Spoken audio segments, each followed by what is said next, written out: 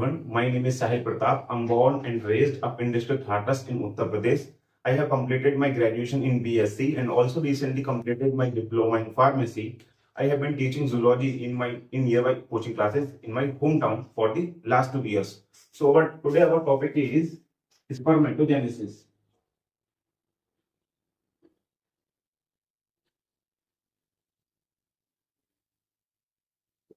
In this topic, we will discuss about what is spermatogenesis, what is its mechanism, and the structure of sperm. जो आज का हमारा topic है इसका central idea इसके term में ही छिपा हुआ है। आइए देखते हैं कैसे। स्पर्मेटो एंड जेनेसिस। स्पर्मेटो मतलब स्पर्म और जेनेसिस मतलब to produce. So spermatogenesis is the process of development and synthesis and production of male gamete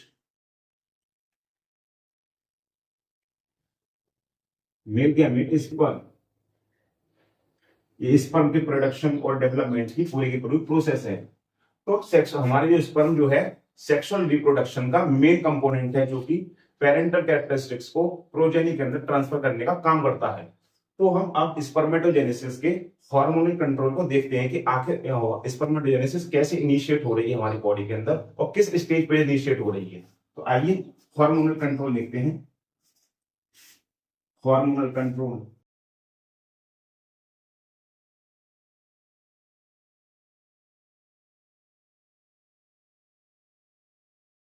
जब एट प्यूबर्टी, जब हमारी बॉडी में प्यूबर्टी आती है, हमारा हाइपोथैलेमस एक्टिवेट हो जाता है। हाइपोथैलेमस एक्टिवेट हो जाता है। अभी हाइपोथैलेमस हार्मोन सेक्रेट करता है जिन्हें बोलते हैं gonadotrophin releasing hormone, GnRH। Gonadotrophin releasing hormone, ये GnRH अब एंटीरियर पिट्यूटरी को एक्टिवेट करते हैं।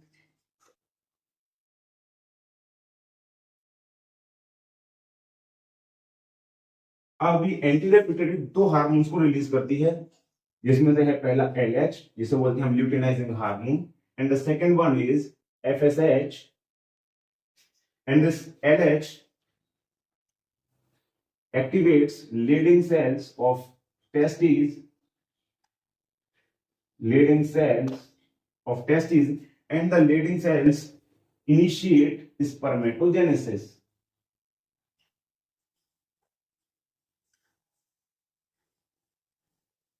And FSH secretes FSH proliferate Sertoli cells, और Sertoli cells हमारी सिंथेसाइज होने वाले स्पर्म्स को न्यूट्रिशन देने का काम करती है, इसलिए हम सर्टोली सेल्स को नर्व सेल्स भी कहते हैं।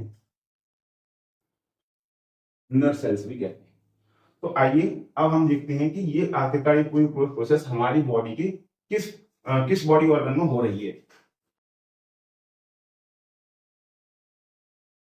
Spermatogenesis occurs in our testes, और आइए देखते हैं टेस्टिस को। ये हमारी टेस्टी है, ये इसके टेस्टिकुलर लोब्यूल्स हैं,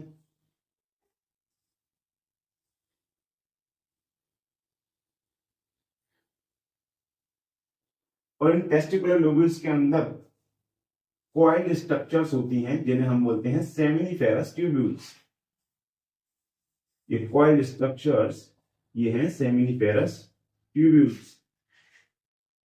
सेमिनिफेरस ट्यूब्यूल्स, अगर सेमिनिफेरस ट्यूब्यूल को हम थोड़ा सा मैग्नीफाई करके देखें, कट सेक्शन देखें, क्रॉस सेक्शन देखें इसका, तो इसमें हमें दिखाई देंगी सर्टोली सेल्स, जो कि स्पर्म का न्यूट्रिशन करती हैं, न्यूट्रिशन देती हैं स्पर्म का।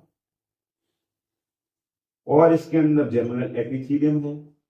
अभी हम इसको और मैग्नीफाई करके देखेंगे आगे। जर्मिनल एपिथेलियम हो गई, and primary and secondary spermatocytes भी इसके अंदर प्रेजेंट होती हैं। Primary and secondary spermatocytes, and इन सेल से डेवलप होता है हमारा स्पर्म, और ये स्पर्म इन सर्टोरी सेल से अपना न्यूट्रिशन लेता है। अब हम इसको और मैग्नीफाई करें इसको, तो हमें कुछ इस तरीके की स्ट्रक्चर्स दिखाई देंगी, जो कि इसकी बेसलमेंट मेम्ब्रेन है, and these are primordial germ cells, and this is Sertoli cells, ये Sertoli cells एंड ये primordial germ cells हैं। अब हम पूरी की पूरी प्रोसेस को पूरी पूरी जो सेल डिवीजन होगा इसके अंदर, पूरी स्पर्मेटोजेनेसिस होगी, उसको एक मैं आपको मॉडल के रूप में दिखाना चाहूंगा।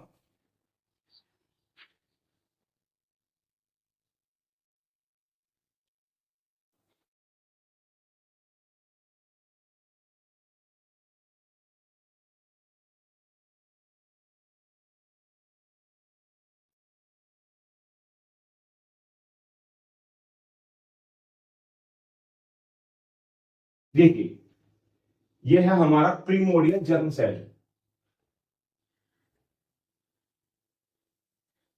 प्रीमोडियल जर्म सेल, जो कि हमारा बर्थ होता है, ये तब हमें मदर से प्राप्त होते हैं, जब इनका डेवलपमेंट वहीं हो जाता है। अब ये क्या होगा, प्राइमरी जर्म सेल्स माइटोसिस करेंगे, अपना डिवीजन करेंगे, माइटोसिस। और दूसरी बात ये कि प्राइमरी जर्म सेल्स हैं, इनके अंदर जो क्रोमोसोम नंबर होगा वो डिप्लॉयड होगा, ठीक। अब माइटोसिस करेंगे, माइटोसिस करने के बाद अपना डिवीजन करेंगे, डिवीजन करने का मतलब अपनी नंबर्स को इंक्रीज करेंगे ये, ताकि ये स्पर्मेटोजेनेसिस को एफिशिएंटली कर सकें। तो इस प्राइमरी जब प्राइमरी जर्म सेल्स के अंदर माइटोसिस होगी तो एक अदर सेल बनाएगी, जिसे हम बोलेंगे स्पर्मेटोगोनिया, इसी को हम बोलेंगे स्पर्म मदर सेल। ये भी हमारी होगी 2n, जिसके अंदर भी डिप्लॉयड क्रोमोसोम होगा, क्योंकि माइटोसिस हो रही है, सेम प्रोसेस हो रही है केवल। अब इसका होगा स्पर्मेटोगोनिया का मैच्योरेशन, ये अपना मैच्योर होगी। मैच्योर कैसे होगी, ये अपना साइटोप्लाज्म बढ़ाएगी और अपनी साइज को ग्रो कर लेगी। जब इसका मैच्योरेशन हो जाएगा तो ये कन्वर्ट हो जाएगी primary spermatocyte, primary spermatocyte. Primary spermatocyte हमारी 2n है। अब प्राइमरी स्पर्मेटोसाइट्स के अंदर मियोसिस होगा, रिडक्शन डिवीजन होगा, जिसे हम बोलेंगे मियोसिस 1, मियोसिस 1। और ये प्राइमरी स्पर्मेटोसाइट्स मियोसिस करने के बाद कन्वर्ट हो जाएगी सेकेंडरी स्पर्मेटोसाइट,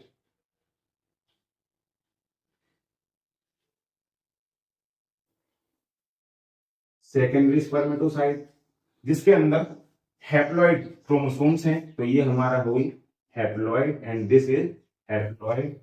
अब ये सेकेंडरी स्पर्मेटोसाइट्स फिर से रिडक्शन डिवीजन करेंगे, जिसे हम बोलेंगे मियोसिस सेकेंड, मियोसिस सेकेंड। ये भी मियोसिस सेकेंड है, ये भी मियोसिस सेकेंड है, देन ये मियोसिस सेकेंड। अब ये सेकेंडरी स्पर्मेटोसाइट मियोसिस सेकेंड करने, रिडक्शन डिवीजन सेकेंड करने के बाद ये सेल बनाएंगी, जिसे हम बोलेंगे स्पर्मेटिड्स। स्पर्मेटिड्स मतलब स्पर्म लाइक स्ट्रक्चर, स्पर्म जैसे दिखने लगा। देखिए इसकी टेल है और ये पूरी पूरी सेल है। अब यहाँ पर ये हमारी स्पर्मेटिड्स अपना ट्रांसफॉर्मेशन करेंगे, यहाँ पर ट्रांसफॉर्मेशन करेंगे। इस ट्रांसफॉर्मेशन को हम बोलते हैं स्पर्मियोजेनेसिस, स्पर्मियोजेनेसिस। इस ट्रांसफॉर्मेशन के अंदर क्या होगा, जो हमारी स्पर्मेटिड्स थे वो पूरे के पूरे हमारे एक टिपिकल स्पर्म के अंदर कन्वर्ट हो जाएंगे, जिन्हें हम बोलेंगे स्पर्मेटोजोआ, स्पर्मेटोजोआ या स्पर्म, जो कि हमारा क्रमशः था, जो कि हमारा एंड प्रोडक्ट है, हमारा स्पर्म बन जाएगा। अब हम इस पूरी की पूरी प्रोसेस को आखिर याद कैसे करेंगे, इन टिपिकल नामों को हम याद कैसे करेंगे। तो मैंने उसको याद करने के लिए ट्रिक क्रिएट की है, उस ट्रिक को हम देख लेते हैं। Trick is that public school से, पब्लिक जो मैं छोटे लेटर लिख रहा हूं वो हमें याद नहीं करने, जो हमें कैपिटल लेटर से स्टार्ट कर रहा हूं ये वाले इस तरीके से याद रखने हैं। प्राइमरी स्कूल से हमने हमने primary education, primary education, secondary education, secondary education, then high, then specialisation,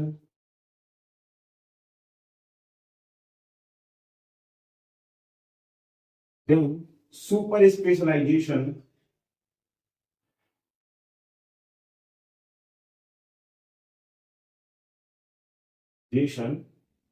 in zoology किया। देखिए पी पब्लिक से हमने पी आ रहा है तो P for primordial germ cell. अब स्कूल, इसको मैंने बोला था कि छोड़ देंगे हम इसको, जो हमारे स्मॉल लेटर्स वाले हैं। अब आएगा हमारा school, primary school, S for spermatogonia, ये हम छोड़ देंगे। और प्राइमरी स्पर्मेटोसाइट में हमारे P, and then secondary spermatocytes, and then spermatids, and then spermatozoa. तो इस तरीके से हमने इस ट्रिक के द्वारा पूरी की पूरी प्रोसेस को याद कर लिया। अब हम आते हैं जो हमारे इस प्रोसेस के अंदर एंड प्रोडक्ट बना स्पर्म, जो कि हमने यहाँ पर इन दोनों की तो बात कर ली। अब हमारे रह गया स्पर्म, जो कि हमारा फाइनल एंड प्रोडक्ट था। अब उसको हम यहाँ देख लेते हैं। देखिए यहाँ पर हमारे टिपिकल स्पर्म की स्ट्रक्चर है, इसको हम डिस्कस करते हैं। यहाँ पर देखिए जो ब्लैक आउट कवरिंग है पूरे स्पर्म पर, इसे हम बोलेंगे प्लाज्मा मेम्ब्रेन,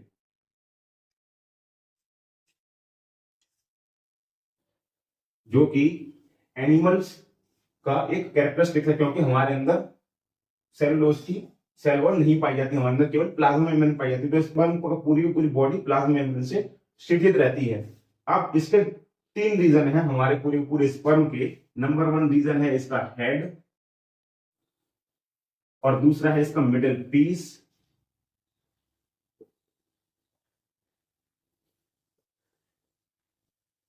एंड लास्ट वाला रह जाता है जो इसका पोर्शन है, इसको बोलेंगे हम टेल। अब हम इसके और हैं, इसके अंदर हेड के अंदर कौन कौन से रीजन आते हैं। हेड के अंदर आता है हमारा एक्रोसोम, जो कि फर्टिलाइजेशन में ओवा को पेनिट्रेट करने का काम करता है एंजाइम्स के द्वारा। ये अपने एंजाइम सेक्रेट कर देता है एक्रोसोम, और स्पर्म को एंट्री प्रोवाइड कराने में हेल्प करता है। हेड के अंदर हमारा हो गया एक्रोसोम्स एंड न्यूक्लियस। अब न्यूक्लियस के अंदर हमारा क्या होता है, न्यूक्लियस के अंदर हमारा जेनेटिक हेरिडेटरी मटेरियल होता है। ठीक है, न्यूक्लियस के अंदर है हमारा हेरिडेटरी मटेरियल, हेरिडेटरी मटेरियल। अब हम मिडल पीस, मिडल पीस के अंदर क्या है हमारा, ये जो एक कॉइल स्ट्रक्चर है, इसको हम बोलेंगे माइटोकॉन्ड्रिया,